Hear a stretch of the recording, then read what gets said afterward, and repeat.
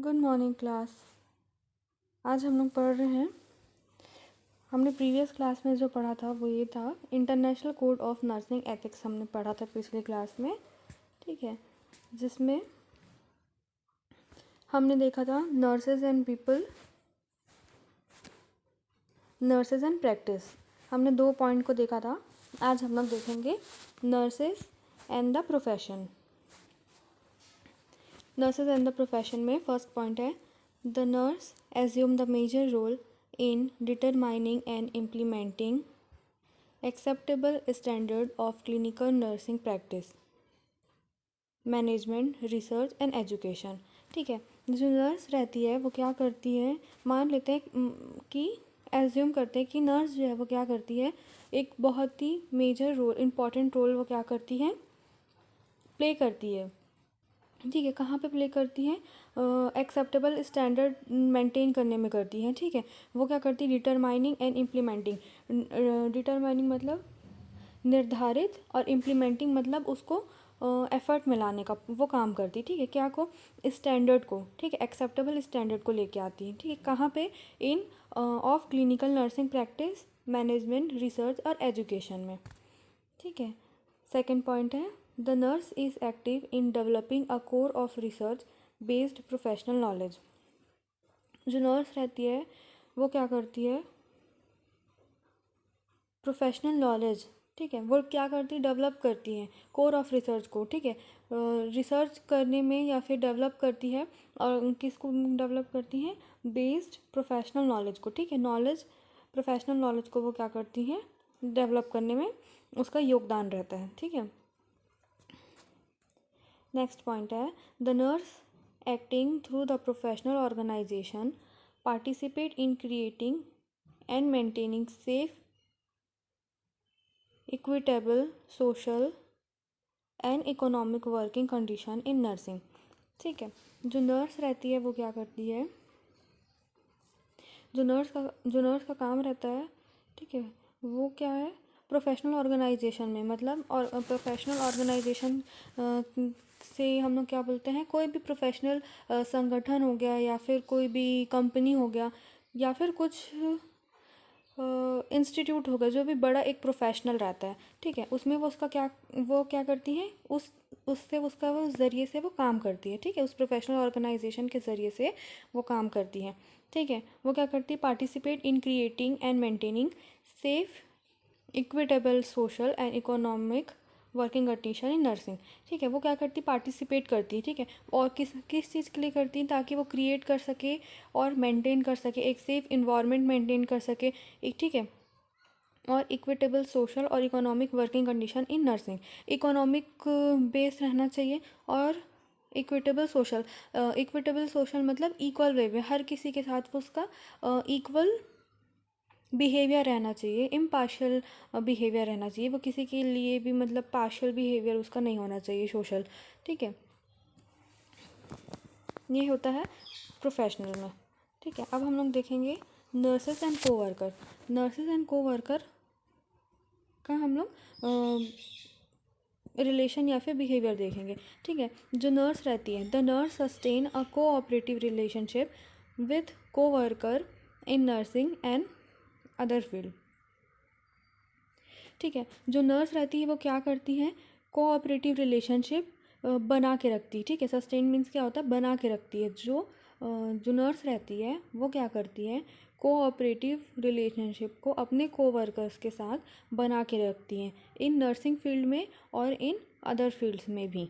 ठीक है, क्यों बना के रखती है, इसलिए बना के रखती है ताकि उनके रिलेशन के वजह से, उनके कोऑपरेटिव रिलेशन की वजह से अपने कोवर्कर के साथ जो भी उनका काम है, जो भी उनका एम है, वो क्या हो सके, पूरा हो सके। ठीक है, the nurse take appropriate action to safeguard individuals, family and communities when their health is endangered by a coworker or any other personal. ठीक, जो नर्स रहती है वो क्या करती है, अप्रोप्रिएट एक्शन लेती है। ठीक है, अप्रोप्रिएट एक्शन लेती है किसके लिए, टू सेफ गार्ड इंडिविजुअल। ठीक है, इंडिविजुअल, फैमिली और कम्युनिटी की रक्षा के लिए वो क्या करती है, अप्रोप्रिएट एक्शन लेती है। When their health is endanger, by a coworker or any person. ठीक है, अगर कम्युनिटी, फैमिली या इंडिविजुअल के हेल्थ में कोई भी प्रभाव पड़ता है तो वो क्या करती है, उनकी रक्षा के लिए क्या करती है, अप्रोप्रिएट एक्शन लेती है। ठीक है,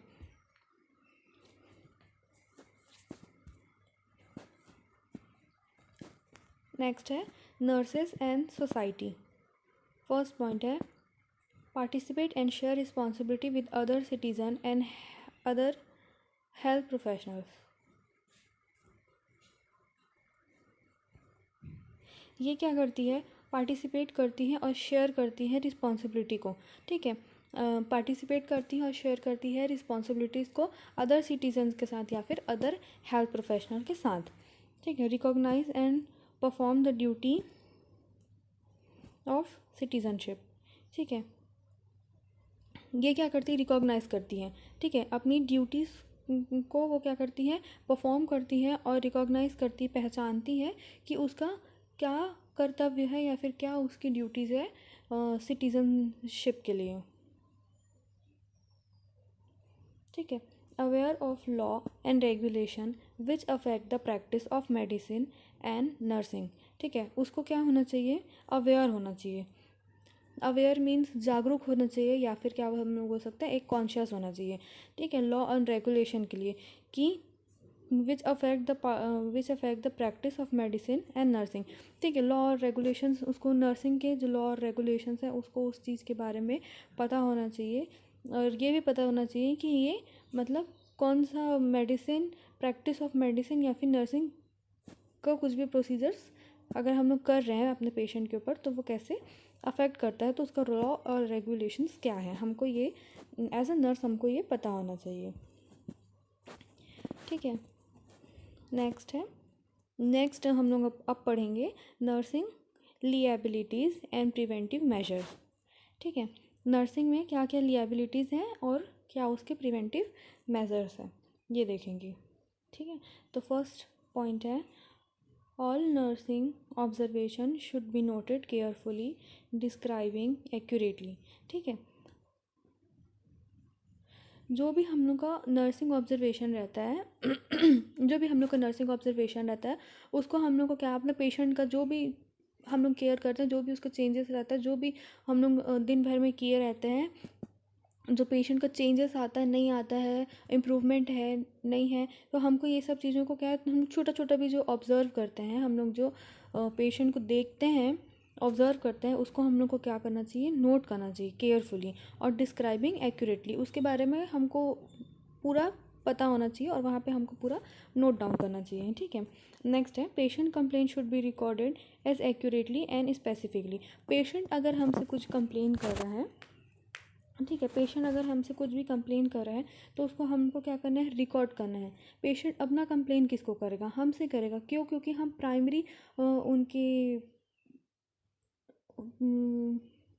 प्राइमरी हैं, हम लोग उनके प्रथम ज़रिया हैं कि हम वो हमसे बात करते हैं, हम उनसे बात करते हैं, हम उनकी बातों को जो भी रहता है हम उसको हेड में या फिर उनके जो कंसल्टेंट रहते हैं हम उनको बताते हैं। ठीक है, तो वो जो अगर पेशेंट हमको नर्स को कंप्लेन बता रहा है तो हमारा फ़र्ज़ है कि हम उनके कंप्लेन को सुने, समझें और उसको रिकॉर्ड करें एक्यूरेटली और वैसे ही स्पेसिफिकली जैसा वो हमको बता रहे हैं हम उनके फिजिशियन को बताएं। ठीक है, फिर nurse must report through proper channel. ठीक है, नर्स क्या है, एक प्रॉपर चैनल में क्या करना चाहिए, उसको रिपोर्ट करना चाहिए। ठीक है, प्रॉपर चैनल में। ठीक है, authorities must be inform regarding any kind of equipment, material और supplies which for any reason less than safe for use in the patient care. ठीक है, इसमें क्या बताया गया है कि अथॉरिटीज़ एज अ नर्स हमारा क्या है, रिस्पॉन्सिबिलिटी है कि अगर कुछ भी है तो हम क्या करेंगे, सबसे पहला जो अथॉरिटी है हम उसको क्या करेंगे, इन्फॉर्म करेंगे regarding any kind of equipment, material और सप्लाइज, ठीक है, किसी भी टाइप का इक्विपमेंट्स, मटेरियल और सप्लाइज, ठीक है, अगर पेशेंट के केयर के लिए वो इफ़ेक्टिव नहीं है या फिर उसके लिए सेफ़ नहीं है, लेस यूजेबल है, तो हम लोग को क्या करना है, उस अथॉरिटी को क्या करना है, इन्फॉर्म करना है, ताकि इससे क्या हो, पेशेंट केयर में हमको कोई भी प्रॉब्लम्स ना आ सके। एज अ नर्स हम उनको अपना पूरा प्रॉपर केयर दे सकें, ठीक है। फिर इंश्योरेंस प्रोटेक्शन, नर्स का काम क्या होता है, इंश्योरेंस प्रोटेक्शन का भी काम होता है। अब हम लोग पढ़ेंगे लीगल रिस्पॉन्सिबिलिटी, नर्स की क्या क्या लीगल रिस्पॉन्सिबिलिटीज़ होती है। पहला है रजिस्ट्रेशन, ठीक है। Licensing is a mandatory procedure for practice of nursing. Registration aims at protecting patient by providing qualified nurses. The nurse is responsible to obtain registration in the respective state nursing registration council, ठीक है। अगर हम legal responsibility देखते हैं, legally जो nurse रहती हैं, एक प्रोफेशनल नर्स रहती है, उनको क्या रहता है, अपना रजिस्ट्रेशन करवाना अनिवार्य रहता है, ठीक है। लाइसेंसिंग रजिस्ट्रेशन ये क्या रहता है, एक मैंडेटरी प्रोसीजर है, ठीक है, जिसको मतलब ये अनिवार्य है, इसको करना ज़रूरी है, ठीक है, फॉर प्रैक्टिस ऑफ नर्सिंग। अगर हम लोग प्रैक्टिस ऑफ नर्सिंग में हैं या फिर हम लोग नर्सिंग प्रैक्टिस कर रहे हैं, तो आपको लाइसेंस होना, आपके पास लाइसेंस होना बहुत ज़रूरी है। अगर आपके पास लाइसेंस नहीं है, अगर आपका रजिस्ट्रेशन नहीं है, तो आपको वो अथॉरिटी नहीं है कि आप पेशेंट का केयर कर सको या फिर पेशेंट को आप कुछ भी उनको इंजेक्शन दे सको, कुछ भी आपका कुछ भी वहाँ पे फिर योगदान नहीं हो सकता, ठीक है। Registration aim at protecting patient by providing qualified nurse. The nurse is responsible to obtain, ठीक है। तो आपको रजिस्ट्रेशन लेना ज़रूरी है। आपका रजिस्ट्रेशन कहाँ से होना चाहिए, respective state nursing registration council से। आपके स्टेट का नर्सिंग रजिस्ट्रेशन काउंसिल से आपको रजिस्ट्रेशन सर्टिफिकेट मिलना ज़रूरी है, ठीक है। अगर आपको रजिस्ट्रेशन मिलेगा तो आपको क्या मिलेगा, लाइसेंस मिलेगा अपने पेशेंट का काम करने के लिए, या फिर किसी भी हॉस्पिटल में, किसी भी संस्था में आपको काम करने के लिए एक लाइसेंस मिलेगा, ठीक है। तब आपके ऊपर ये, क्योंकि ये रिस्पॉन्सिबिलिटी, ये रिस्पॉन्सिबल आप होंगे कि आप मतलब कितना अपना योगदान दे रहे हैं, ठीक है, ये आपकी फिर रिस्पॉन्सिबिलिटी आएगी। फिर नेक्स्ट हम लोग देखेंगे लीगल लिएबिलिटी और एक्ट ऑफ नेग्लिजेंस, ठीक है। एक्ट ऑफ नेग्लिजेंस, नेग्लिजेंस का मतलब क्या होता है, नेग्लिजेंसी, ठीक है, मतलब नेगलेक्ट करना। अगर कुछ भी छोटा सा भी काम हो रहा है या फिर हम लोग नहीं कर रहे हैं, ठीक है, licence of a nurse can be suspended और cancelled for any act of negligence और malpractice following a specified procedure, ठीक है। लाइसेंस नर्स, अगर अब आपके पास लाइसेंस है, आपका रजिस्ट्रेशन हो गया है, ठीक है, तो licence of a nurse can be suspended और cancel for any act of negligence. अगर आपको के ऊपर पेशेंट की जिम्मेदारी, जवाबदारी है, अगर आप उस चीज़ से, आप अपनी रिस्पॉन्सिबिलिटी को नहीं समझ के, अगर आप अपनी रिस्पॉन्सिबिलिटी से भाग रहे हैं या फिर कुछ है, नेग्लिजेंसी है, तो उस वजह से क्या होगा, जो आपका लाइसेंस है वो क्या हो सकता है, कैन बी सस्पेंडेड। वो आपका जो लाइसेंस है कोई भी हॉस्पिटल में काम करने का या फिर प्रैक्टिस ऑफ नर्सिंग का, वो क्या होगा, कैंसिल हो जाएगा या फिर क्या होगा, सस्पेंडेड हो जाएगा, ठीक है, for any act of negligence और माल प्रैक्टिस। अगर आप एग्ज़ाम्पल, अगर आप के पेशेंट को कुछ इंजेक्शन लगाना है, अगर आप वो इंजेक्शन डबल लग रहा है या फिर वो डोज डबल हो रहा है, ठीक है, कुछ भी नेग्लिजेंसी हो रही है, पेशेंट को आपकी वजह से हार्म हो रहा है, या फिर आपको प्रैक्टिस नहीं है, आप बार बार पेशेंट को अगर उसको पेन हो रहा है लेकिन फिर भी आप अपना प्रोसीजर उसके ऊपर कंटिन्यू कर रहे हैं, तो ये सब क्या होता है, नेग्लिजेंसी और माल प्रैक्टिस के अंदर आता है। अगर आप के पास आपका रजिस्ट्रेशन हो, अगर आप ये आपके जो हेड हैं, अगर पेशेंट कंप्लेन कर रहा है और ये सब चीज़ें, तो उसकी वजह से क्या होगा, जो आपका जो लाइसेंस है वो क्या हो सकता है, सस्पेंडेड हो सकता है और कैंसिल भी हो सकता है। नेक्स्ट है medico legal case, MLC. A medico legal case is a patient who is admitted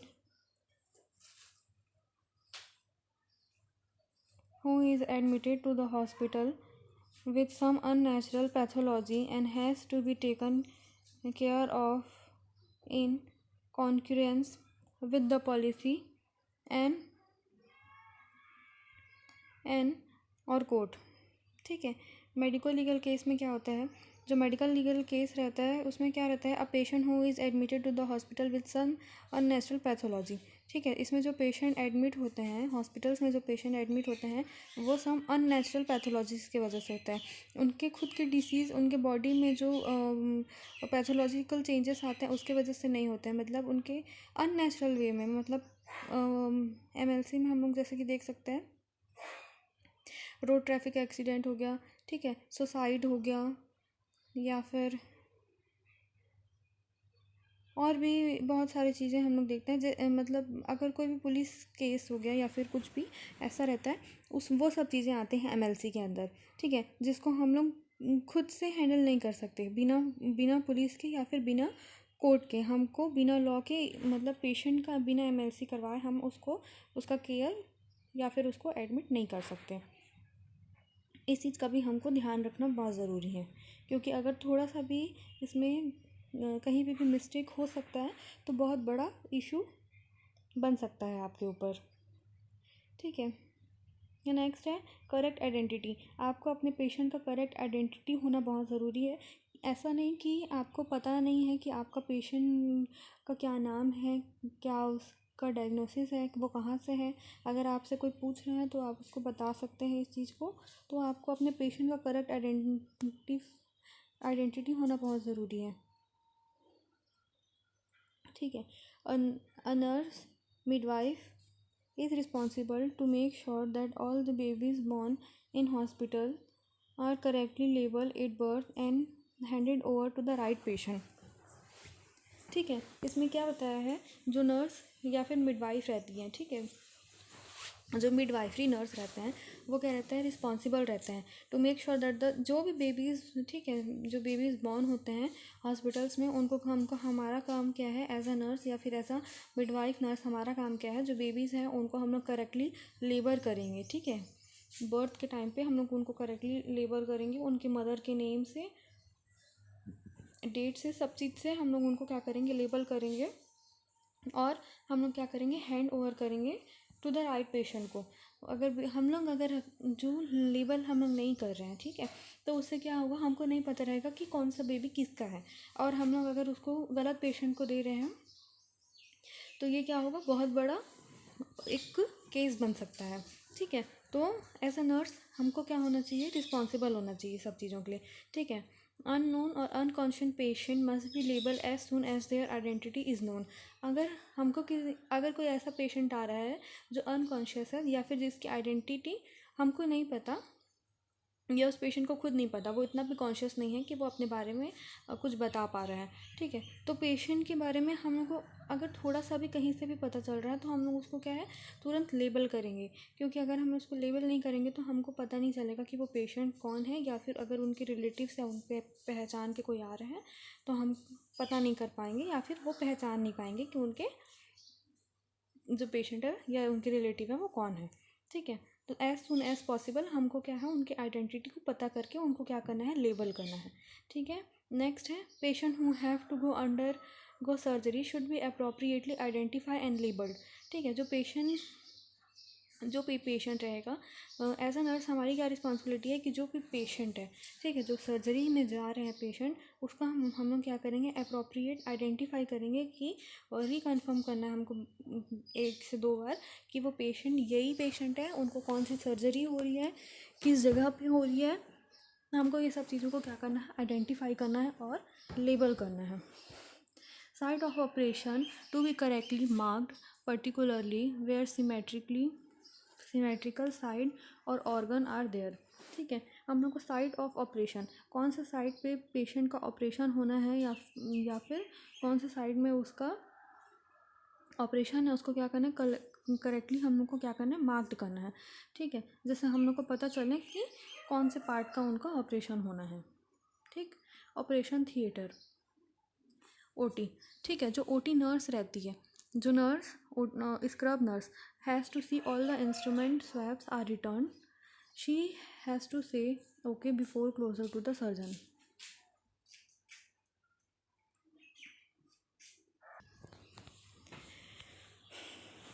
जो स्क्रब नर्स रहती हैं उसको क्या रहता है कि वो अपने जो भी इंस्ट्रूमेंट्स हैं, जो भी स्वैप्स हैं, उसको वो चेक करें कि सारे स्वैप्स और इंस्ट्रूमेंट जो जो यूज़ हुए थे वो वापस रिटर्न हुए हैं कि नहीं हुए हैं। ये एज अ स्क्रब नर्स हमारा काम है कि हम उसको क्या कर सकें, देखें।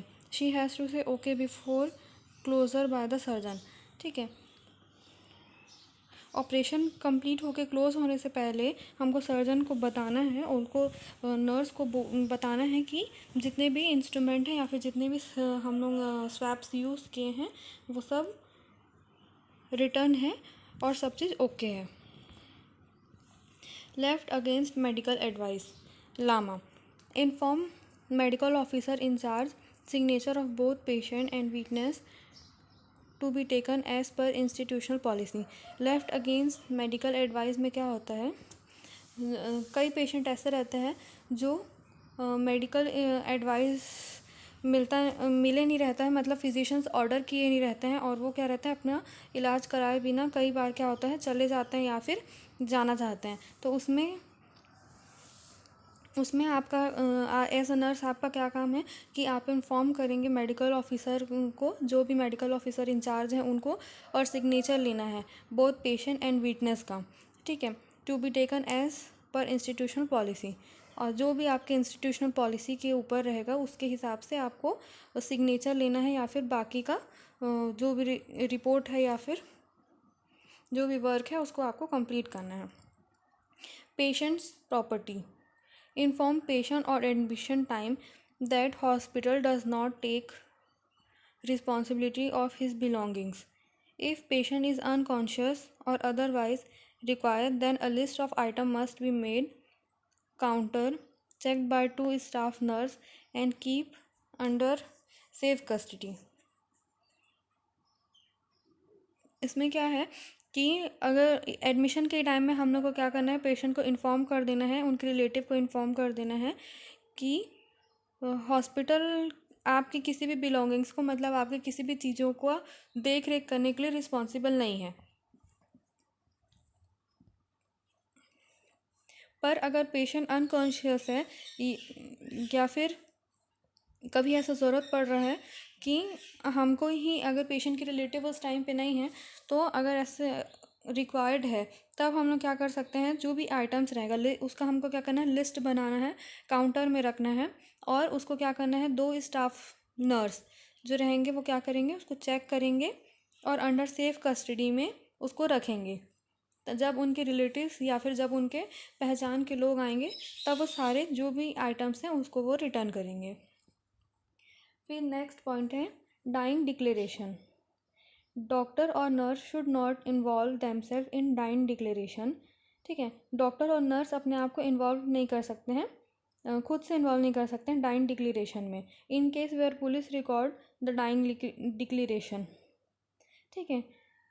इसमें क्या रहता है, पुलिस रिकॉर्ड्स के ही द्वारा हम लोग को क्या करना है, डाइंग डिक्लेरेशन को देना है, ठीक है। Dying declaration is to be recorded by the magistrate. जो ये डाइंग डिक्लेरेशन रहता है, डाइंग का जो डिक्लेयर रहता है उसको कौन करता है, रिकॉर्ड बाय द मैजिस्ट्रेट, उसको मैजिस्ट्रेट क्या करता है, रिकॉर्ड करता है। But if condition of patient become serious then medical officer can record it along with 2 nurse it witness, ठीक है। पर अगर ऐसा कंडीशन है कि पेशेंट क्या है, सीरियस हो गया है या फिर सीरियस कोई ऐसा कंडीशन है, तो उस वजह में क्या हो सकता है, जो मेडिकल ऑफिसर रहेगा वो क्या करेगा, डाइंग डिक्लेरेशन को रिकॉर्ड कर सकते हैं। पर उसमें क्या है, 2 नर्स जो रहेंगे वो विटनेस रहेंगी, उस जगह पे मौजूद रहेंगे, वो उस चीज़ की विटनेस रहेंगी। फिर dying declaration can be recorded by the nursing staff with 2 nurse as witness when medical officer is not present. ठीक है, अगर वहाँ पे मेडिकल ऑफिसर भी नहीं है तो जो डाइंग डिक्लेरेशन है फॉर्म है उसको फिर कौन रिकॉर्ड करेगा? नर्सिंग स्टाफ रिकॉर्ड कर सकती हैं। ठीक है, नर्सिंग स्टाफ रिकॉर्ड करेंगे with 2 nurses as a witness. Then the declaration has to be send immediately in a sealed cover to the magistrate. अगर मैजिस्ट्रेट नहीं है, अगर मेडिकल ऑफिसर भी डाइंग डिक्लेरेशन को रिकॉर्ड कर रहे हैं या फिर नर्सिंग स्टाफ भी अगर कर रहे हैं तो भी जो ये डिक्लेरेशन है उसको क्या करना है? इमीडिएटली सील लगा के, सील कवर करके हमको क्या करना है? इमीडिएटली सेंड करना है मैजिस्ट्रेट को। Nurses role to prevent complication. Next हम लोग पढ़ेंगे कि क्या क्या नर्स का रोल होता है कॉम्प्लिकेशंस को प्रिवेंट करने के लिए। ठीक है, फर्स्ट पॉइंट है रिव्यू नर्सिंग प्रैक्टिस पीरियोडिकली। ठीक है, इसमें क्या है? Update knowledge and improve skill by attending short term course in service education and continuing education programme. जो नर्स रहती है उसको क्या करना चाहिए? अपने नॉलेज को अप टू डेट करना चाहिए और इम्प्रूव करना चाहिए अपने स्किल्स को। ठीक है, अप टू डेट करना चाहिए अपने नॉलेज को और स्किल्स को इम्प्रूव करना चाहिए by attending short term course. कोई भी शॉर्ट टर्म कोर्स को अटेंड करना चाहिए, कोई भी इन सर्विस एजुकेशन उसको कंटिन्यू करना चाहिए या फिर कंटिन्यूइंग एजुकेशन प्रोग्राम, कोई भी जो भी एजुकेशनल प्रोग्राम होता है उसमें उसको क्या होना चाहिए? पार्टिसिपेट करना चाहिए, जिससे वो क्या कर सके? अपने नॉलेज को इम्प्रूव कर सके, अप टू डेट कर सके और अपने स्किल्स को इम्प्रूव कर सकें। नेक्स्ट है second point, nurse should have complete knowledge of all rules and regulation of hospital and know their descriptions. ठीक है, जो नर्स रहती है उसको क्या होना चाहिए? कंप्लीट नॉलेज होना चाहिए। ठीक है, related to all rules and regulation of the hospitals, अपने हॉस्पिटल का पूरा रूल्स एंड रेगुलेशन उसको पता होना चाहिए। एंड नो देयर डिस्क्रिप्शंस, उसके जो भी डिस्क्रिप्शंस है वो भी उसको पता होना चाहिए। Duties and responsibility. थर्ड है follow nursing practice standard protocol. जो नर्स को क्या है? नर्सिंग प्रैक्टिस स्टैंडर्ड या फिर प्रोटोकॉल को फॉलो करना चाहिए, स्टैंडर्ड नर्सिंग प्रैक्टिस को और प्रोटोकॉल्स जो नर्सिंग में रहता है उसको फॉलो करना चाहिए। फोर्थ है बी अ कीन ऑब्जर्वर। ठीक है, जो नर्स रहती है उसको क्या होना चाहिए? एक अच्छी ऑब्जर्वर होना चाहिए, ताकि वो जो भी पेशेंट का है या फिर अपने हॉस्पिटल का कुछ भी वर्क है उसको हाँ वो क्या कर सके? अपनी ड्यूटीज़ को ऑब्जर्व कर सके। ठीक है, फिर fifth point, written instruction must have rule and code of practice lay down to ensure the safety and wellbeing of patient and nurses. ठीक है, रिटर्न इंस्ट्रक्शन जो रहता है must have rule and code of practice lay down to ensure the, मतलब patient की safety के लिए क्या होना चाहिए? जो भी रिटर्न इंस्ट्रक्शन है उस और जो रूल है उसको क्या है? नर्स को फॉलो करना चाहिए।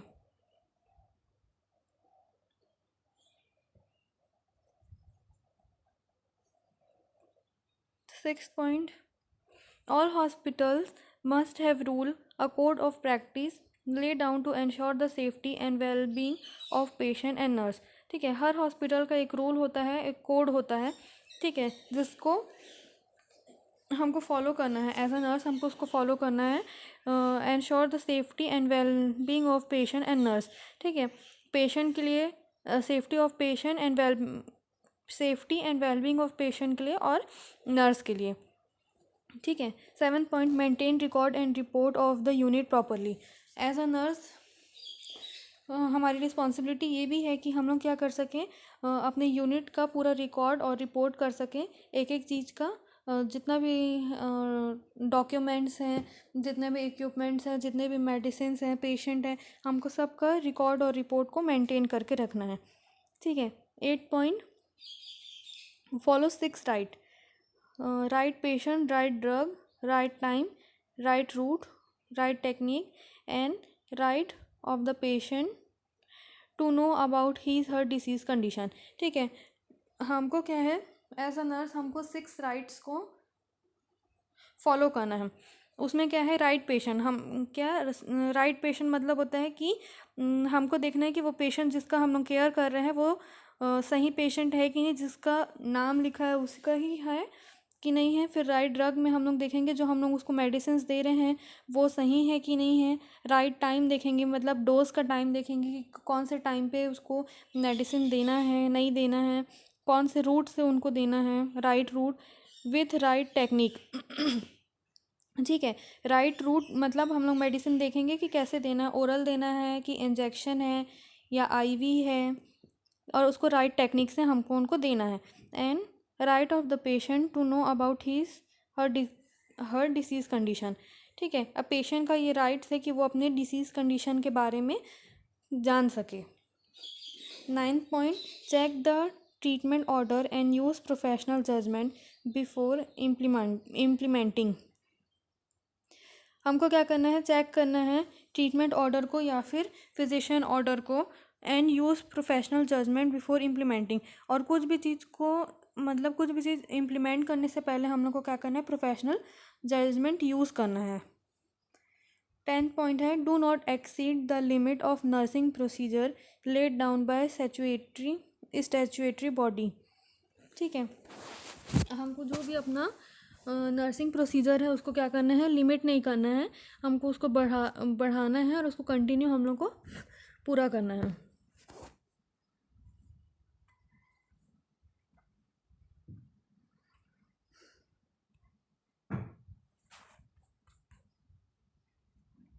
आज हम लोग देखें nurses and the profession, nurses and co-worker and nurses and society.